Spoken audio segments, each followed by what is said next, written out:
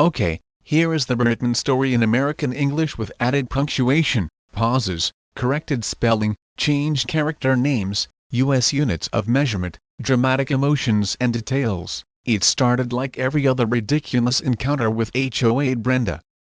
I had just parked in my own driveway, finally home after a grueling afternoon of errands, when I spotted her. Brenda stood like a granite statue at the edge of my property, arms crossed so tightly her knuckles were probably white, her usual smug expression plastered across her face like cheap wallpaper. Welcome to Chad's Stories. Before we dive in, smash that like button and subscribe so we can keep bringing you these tales of suburban absurdity. That car is in violation of HOA regulations, she snapped, her voice sharp enough to cut glass, before I even had the chance to wrestle my grocery bags from the back seat. I let out a long, weary sigh. What fresh hell is this now, Brenda? She strutted closer, her sensible walking shoes clicking on the pavement, pointing an accusatory finger that looked like it could poke an eye out at my perfectly ordinary vehicle. We have very clear rules about what kind of vehicles are permitted to be parked in driveways overnight. That thing is absolutely unacceptable, she declared, her nose practically twitching with indignation. It's a commercial vehicle, and our bylaws explicitly prohibit those. I frowned, glancing at my car. It was a nondescript black sedan, unassuming in every way. No logos, no signs, nothing about it that screamed commercial. Brenda, I said, my voice already tight with the familiar frustration that always accompanied these encounters, that's not a commercial vehicle. She scoffed, a harsh, dismissive sound, and then, with a flourish, pulled a laminated booklet from her oversized tote bag. Because of course, Brenda carried around a printed copy of the HOA rules like it was the Holy Grail itself. Vehicles used for business purposes are subject to immediate removal, she recited, her eyes gleaming with self-importance. I've already reported it to the board. If it's not moved within the next hour, I'll be calling a tow truck. I fought the urge to burst out laughing. You can't just tow someone's car because you think it's a commercial vehicle, Brenda. Brenda's eyes sparkled with petty delight, a truly unsettling sight. Oh, but I can. In fact, I already did. The tow truck is on its way. I could feel my blood boiling, a slow, simmering rage that threatened to erupt. Brenda had pulled some truly ridiculous stunts before, but this was next-level insanity. You didn't even give me time to move it, I argued, my voice rising in disbelief. You can't just, the rules are the rules, she interrupted, folding her arms across her chest like a triumphant general. If you'd bother to read the guidelines, you'd know this isn't up for debate. The board agrees with me. That car is violating regulations, and it's getting towed.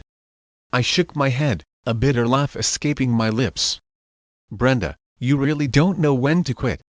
She smiled, a thin, self-satisfied smirk. You'll learn to respect the HOA eventually. Just then, the unmistakable rumble of a tow truck pulling onto the street made my stomach drop like a lead weight. Brenda's grin widened, stretching across her face like a Halloween mask. Ah, perfect timing. I turned toward the truck, watching with a growing sense of dread as the driver hopped out, clipboard in hand. Which vehicle? He asked, his voice flat and professional. Brenda pointed dramatically, her arm outstretched like a conductor leading an orchestra of suburban misery, at my innocent black sedan. That one. Remove it immediately. The driver, thankfully, had some sense of protocol. He walked up to me first. You the owner? I shook my head, a small seed of hope beginning to sprout in the desert of my frustration. No, it belongs to my wife. Brenda snorted, a sound of pure disbelief. Oh, and where is she? Because unless she moves it now, it's gone. I smirked, a slow, deliberate smile spreading across my face. She's at work, but I wouldn't touch that car if I were you, Brenda. Brenda laughed, a high-pitched, condescending sound that grated on my nerves like fingernails on a chalkboard. Oh, really? And why is that? I leaned in slightly, lowering my voice to a conspiratorial whisper. Because my wife's an undercover cop. Brenda's smug expression froze in place, her eyes widening in dawning horror. For the first time in all my years dealing with Brenda, she looked genuinely speechless. Her mouth opened and closed like a fish gasping for air, as if trying to find a way to spin this monumental blunder in her favor. But there was no escaping the reality, she had just walked headfirst into a brick wall of her own making. The tow truck driver arched an eyebrow, a flicker of amusement in his eyes. "Wait, did you just say this is a police vehicle?" I nodded, keeping my gaze fixed on Brenda's rapidly paling face. "Yep. An unmarked, government-issued vehicle." Brenda's face drained of all color, leaving her looking like she'd seen a ghost. She started blinking rapidly, her fingers twitching around her laminated rule book as if she could somehow flip to a magical page that would make this nightmare disappear. That doesn't make any sense," she finally spat out, her voice barely a whisper. "There are no police in this neighborhood. That car shouldn't be here." I laughed, shaking my head in disbelief at her utter lack of awareness. "Brenda, you don't get to decide where undercover officers live. And for the record, my wife's been living here longer than you have." Brenda let out a nervous, high-pitched laugh that sounded more like a strangled squeak. This is a misunderstanding." I didn't know the tow truck driver didn't seem convinced. He crossed his beefy arms over his chest. "So, let me get this straight. You called me out here to tow a legally parked police vehicle?" Brenda's mouth flapped uselessly, no sound coming out. I mean," she stammered, her eyes darting around frantically. I sighed, a wave of weary satisfaction washing over me. "Yeah, looks like you just tried to have an active duty officer's car illegally impounded." Brenda turned a ghastly shade of white, her eyes wide with panic. At that moment, as if the universe itself wanted to deliver the perfect punchline to the suburban comedy of errors, another vehicle pulled into the driveway. My wife had come home. She stepped out of her personal car, sunglasses still perched on her nose, her usual composed expression quickly morphing into confusion as she took in the bizarre scene before her, a tow truck parked at the curb, Brenda looking like she'd just seen a zombie, and me standing there, thoroughly enjoying every single, glorious second of this unfolding drama. "What's going on?" she asked, walking up beside me, her voice calm but with an undercurrent of concern. Before I could even open my mouth, Brenda, now in full-blown panic mode, threw up her hands in a gesture of desperate innocence. "Officer, I swear, this was a mistake. I was just following HOA protocol." My wife frowned, her gaze sharp and questioning. "HOA protocol?"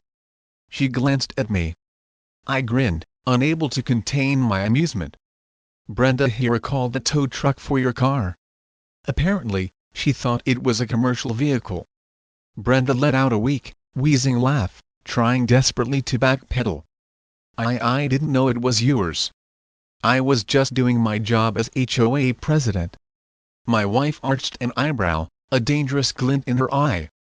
"So, your job is to illegally tow private property?" Her tone was deceptively calm, but I could tell she was absolutely furious. Brenda stammered, her voice trembling. "It was just a misunderstanding." The tow truck driver shook his head, his patience clearly wearing thin. "Lady, you just wasted my time. You owe me a call-out fee." Brenda's eyes bulged. "What? I'm not paying for this." He shrugged, a gesture that said, "Not my problem. Not my problem. You requested a tow. Now you gotta pay." Brenda looked like she was about to faint. I leaned against my wife's car, enjoying every delicious second of this karmic retribution. "So, Brenda," I said, my voice dripping with mock sympathy, "how's that HOA authority working out for you now?" Brenda's face twisted in silent outrage, her lips parting as if she wanted to scream but couldn't find the words. She looked from the tow truck driver to my wife, then back to me, as if searching for a magical loophole, a way out of this self-inflicted disaster. But there wasn't one. I shouldn't have to pay for this," she shrieked, gripping her laminated clipboard like it was some sort of legal shield. "This isn't fair. I was enforcing HOA policy."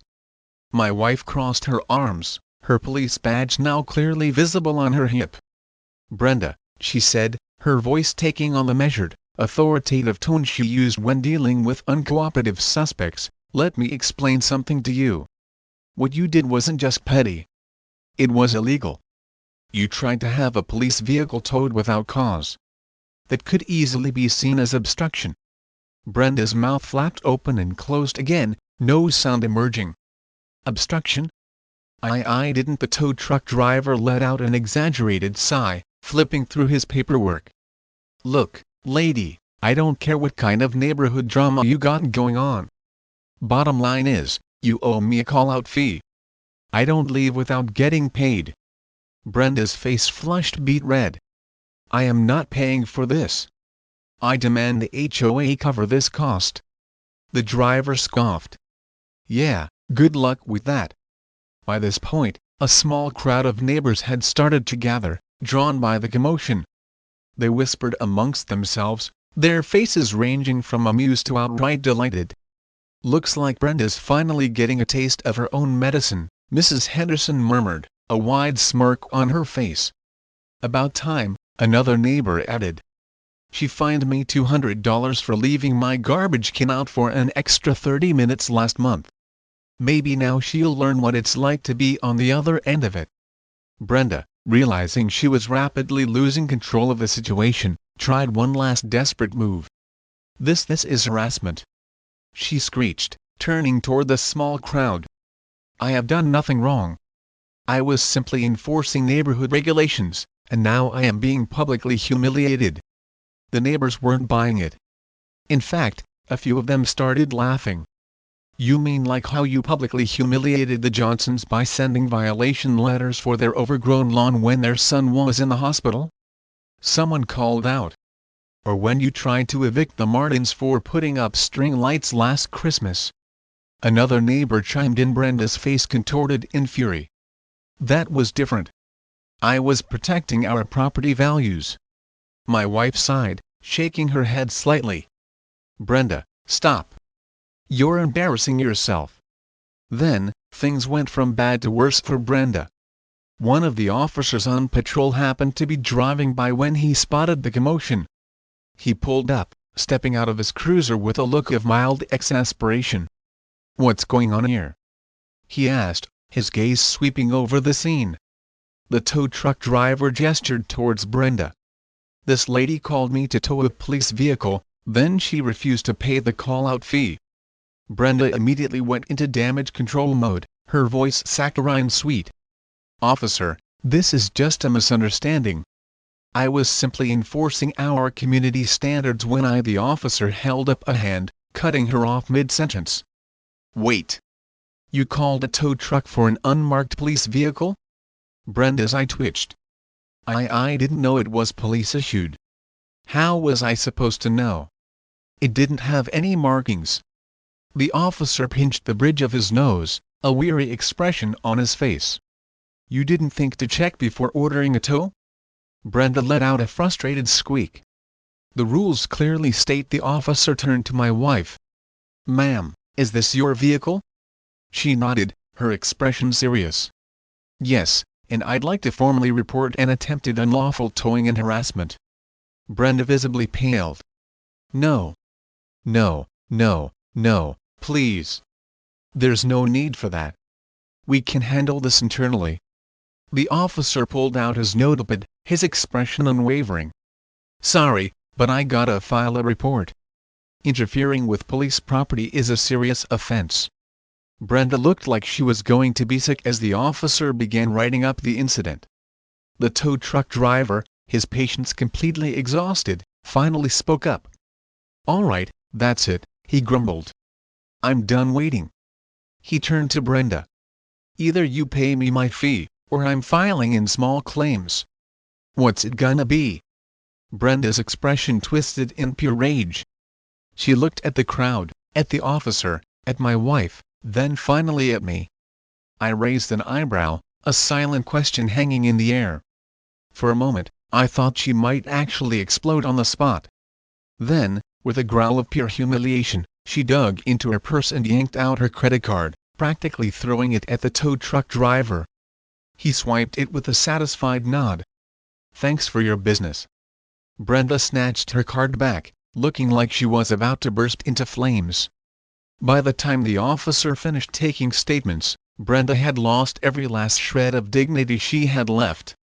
She stormed away from my driveway, avoiding eye contact with anyone. But as she reached the sidewalk, she turned back, her face contorted in venomous hatred. "You'll regret this," she hissed, her voice low and menacing. I grinned, a genuine, unadulterated smile. "Oh, Brenda," I called back, "I already don't."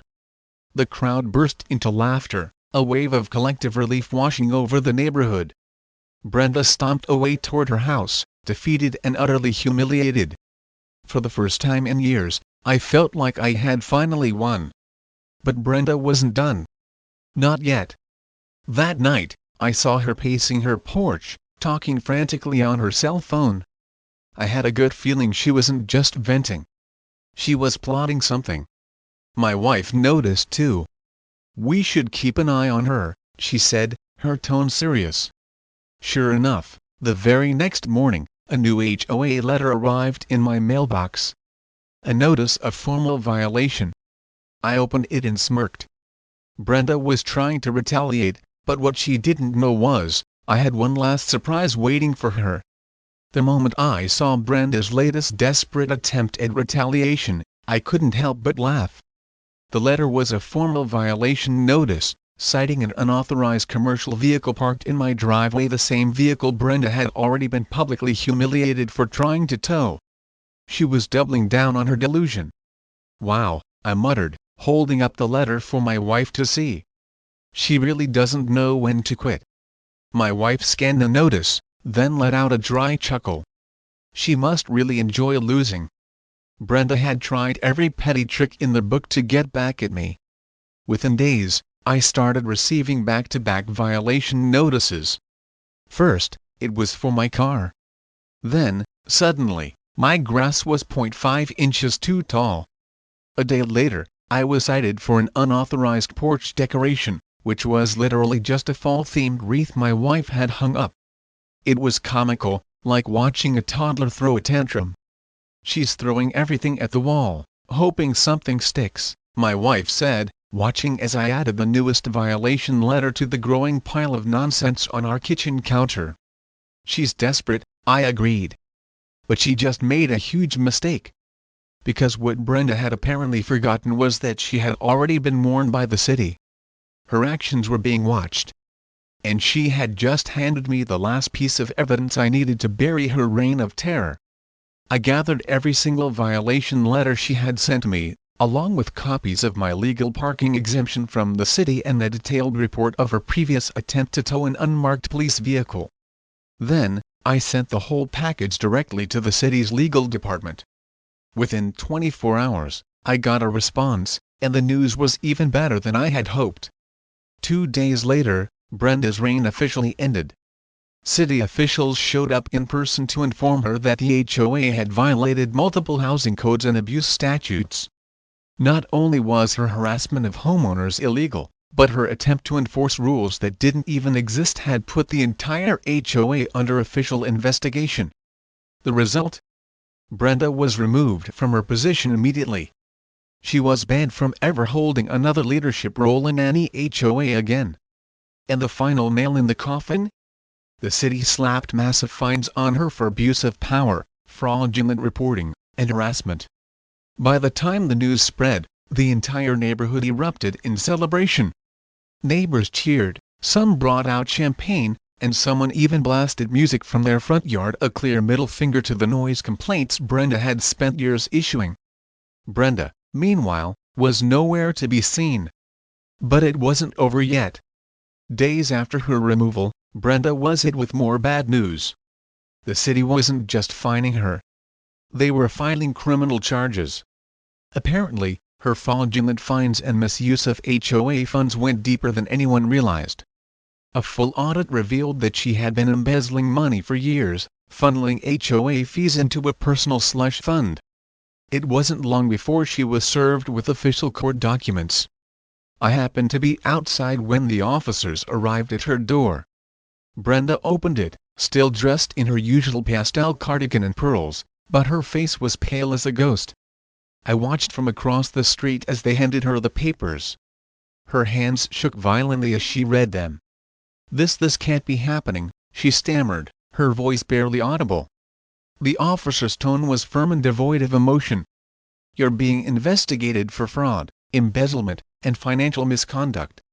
You have the right to seek legal counsel." Brenda staggered back into her house, slamming the door shut with a resounding thud. I couldn't stop the wide grin that stretched across my face. A few weeks later, Brenda was officially charged. Court documents detailed how she had skimmed thousands of dollars from the HOA over the years. She had been bibbling fake expenses, pocketing the money, and even falsifying maintenance reports to justify her theft. The court froze her assets, seized her bank accounts, and barred her from owning property in any HOA-run community again. The neighborhood was absolutely thrilled. At the next community meeting, we voted unanimously to disband the HOA altogether. Brenda's once mighty reign was officially erased from existence. The day Brenda was sentenced was the final victory. She stood before the judge, her once perfectly curated image completely shattered.